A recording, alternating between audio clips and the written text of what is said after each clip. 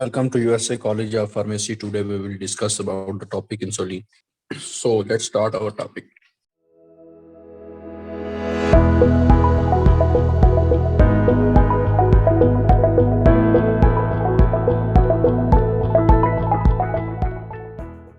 First of all, insulin के introduction में कहता है कि insulin is a small protein. Insulin भी protein in nature हार्मोन है. Next कहता है कि which acts to lower the blood cholesterol level. कहता है कि जो blood glucose level cholesterol level को ग्लूकोज लेवल को डिक्रीज करने के लिए एक्ट करता है. ये तो आपको नॉर्मल पता है ना. इंसुलिन किस लिए होता है? ग्लूकोज लेवल को लो करने के लिए बॉडी में काम करता है hormone. This hormone is secreted by beta cells of islets of Langerhans of pancreas.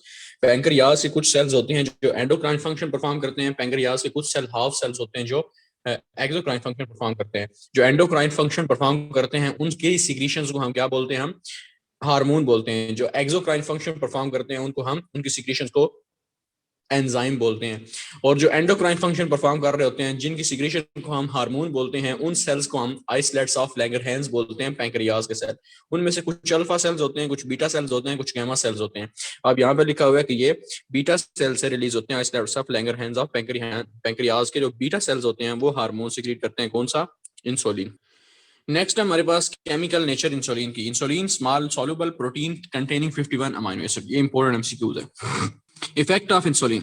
तो सबसे पहले कहता है कि ये कार्बोहाइड्रेट के मेटाबॉलिज्म के ऊपर सबसे पहले क्या एक्ट करता है.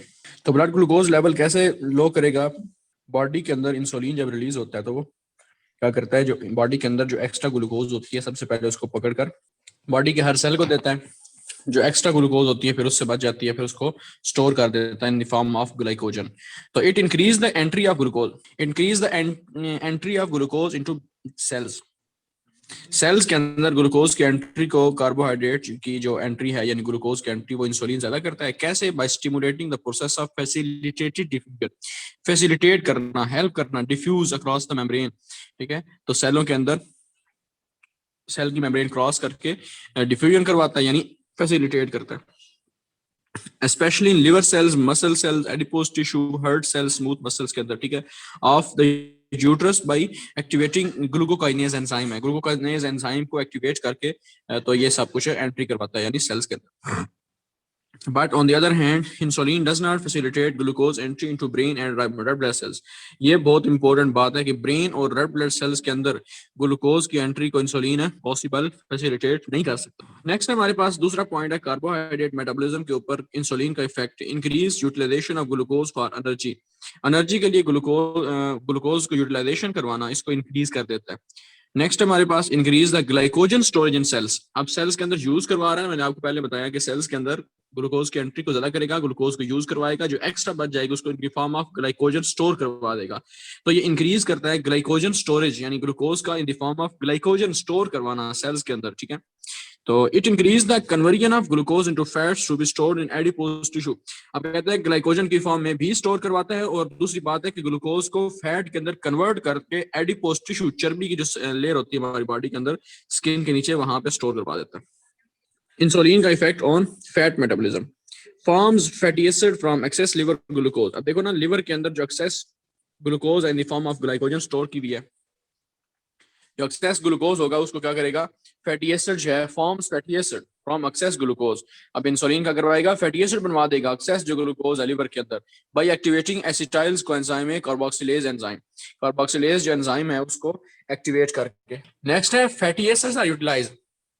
अब जो फैटी एसिड के अंदर कन्वर्ट किए हैं उस फैटी एसिड को यूटिलाइज करवाएगा फ्रॉम ट्राइग्लिसराइड. जो ट्राइग्लिसराइड के अंदर कंटेंट की फॉर्म एडिपोज टिश्यू के अंदर यानी चर्बी की लेयर के अंदर स्किन के नीचे स्टोर हुए थे. ठीक है, ट्राइग्लिसराइड्स, उनके अंदर से फैटी एसिड्स को, फ्री फैटी एसिड को निकाल के यूटिलाइज करवाएगा which are stored in adipose tissue.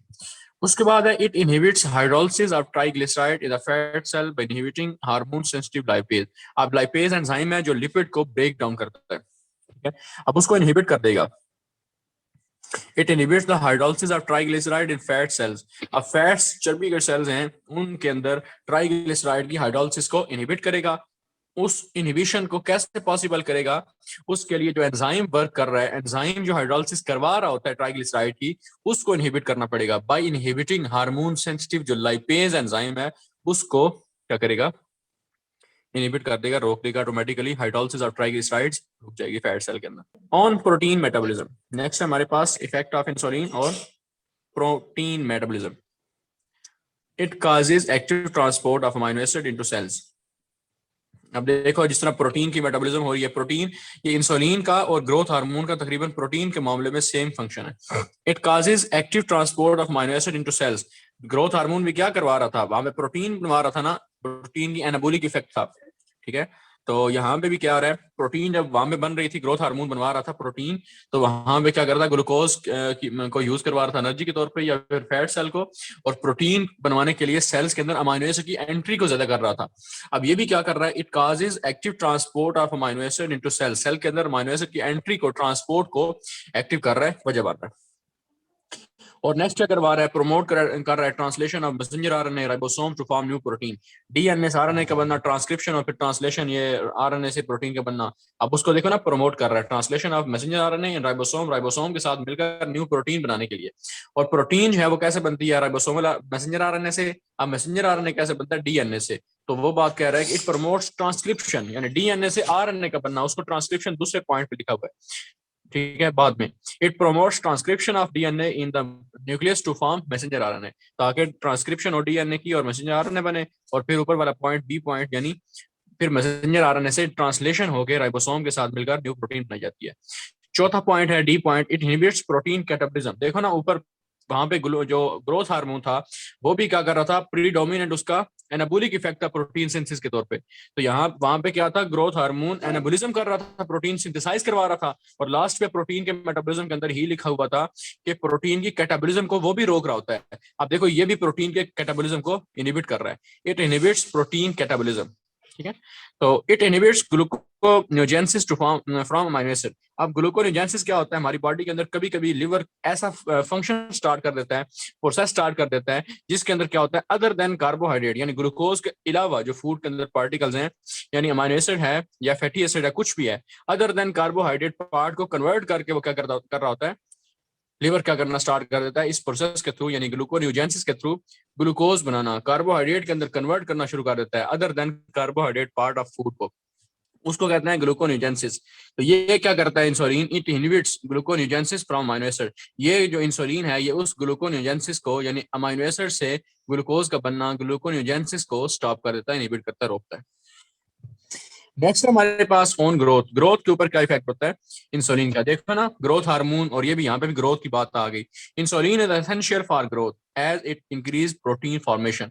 तो ग्रोथ हार्मोन भी कैसे वर्क करता है, ग्रोथ कैसे होती है इंसान प्रोटीन बनने से। अब देखो यहाँ पे प्रोटीन बन रही है, प्रोटीन फॉर्मेशन इंक्रीज होती है, तो ऑटोमेटिकली ग्रोथ इंक्रीज होती है। तो इंसुलिन भी वो ग्रोथ हार्मोन वाला ही सेम फंक्शन परफॉर्म कर रहा है।